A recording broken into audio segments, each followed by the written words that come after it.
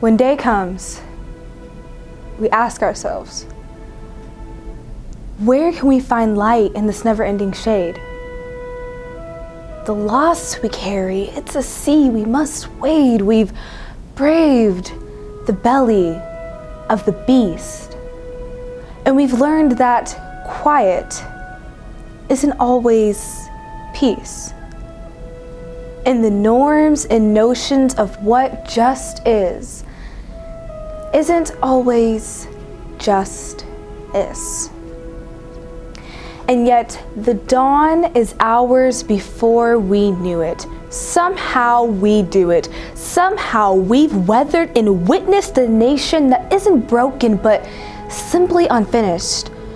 We, the successors of a country and a time where a skinny black girl descended from slaves and raised by a single mother can dream of becoming president, only to find yourself reciting for one. And yes, we are far from polished, far from pristine, but that doesn't mean we are striving to form a union that is perfect. We are striving to forge a union with purpose, to compose a country committed to all cultures, colors, characters, and conditions of man. And so we lift our gazes not to what stands between us, but what stands before us. We close the divide because we know to put our future first, we must first put our differences aside. We lay down our arms so we can reach out our arms to one another. We seek harm to none and harmony for all. Let the globe, if nothing else, say that this is true. That even as we grieved, we grew.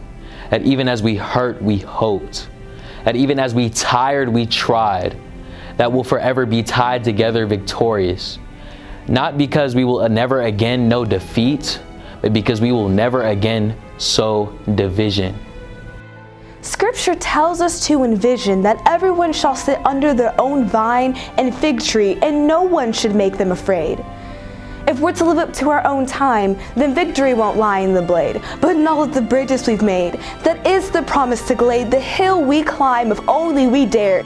Because being an American is more than a pride we inherit, it's a past we step into and how we repair it. We've seen a force that would shatter our nation rather than share it, that would destroy our country if it meant delaying democracy. And this effort very nearly succeeded. But while democracy can be periodically delayed, it can never be permanently defeated. In this truth, in this faith, we trust, for while we have our eyes on the future, history has its eyes on us. This is an era of just redemption. We feared at its inception we did not feel prepared to be the heirs to the terrifying hour, but within it, we found the power to author a new chapter, to offer hope and laughter to ourselves. So while we once asked, how could we possibly prevail over catastrophe? Now we assert, how could catastrophe possibly prevail over us? We will not march back to what was, but move to what shall be. A country that is bruised but whole, benevolent but bold, fierce and free. We will not be turned around or interrupted by intimidation, because we know our inaction and inertia will be the inheritance of the next generation. Our blunders become their burdens. But one thing is certain. If we merge mercy with might, and might with right, then love becomes our legacy and can change our children's birthright. So let us leave behind a country better than the one we were left. With every breath from my bronze-pounded chest, we will raise this wounded world into a wondrous one.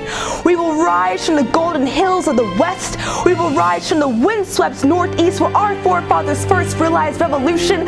We will rise from the lake-rimmed cities of the Midwestern states. We will rise from the sun-baked south. We will rebuild, reconcile, and recover in every nook of our nation and every corner called our country. Our people, diverse and beautiful, will emerge battered and beautiful. When day comes, we step out of the shade aflame and unafraid.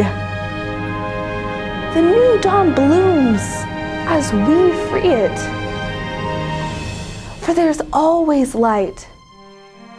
If only we're brave enough to see it. Only we're brave enough to be it.